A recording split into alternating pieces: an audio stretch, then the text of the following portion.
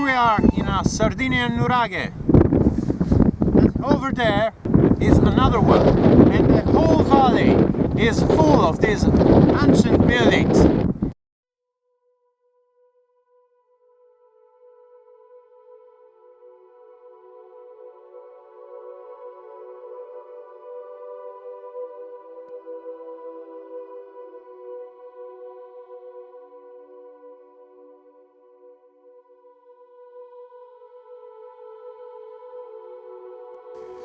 So here we are inside the Sardinian nuraghe. As I said, this building was done in the Bronze Age in Sardinia.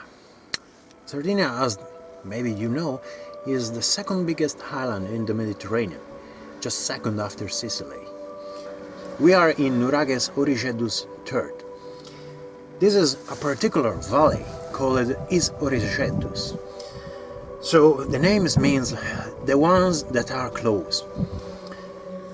In this valley we have a number of nuraghi that is like very much. We have between 5 and 6 nuraghi. Depends on how much you want to consider the length of the valley itself. And all these nuraghis are connected together, visually speaking, of course. We don't know for what they were made for.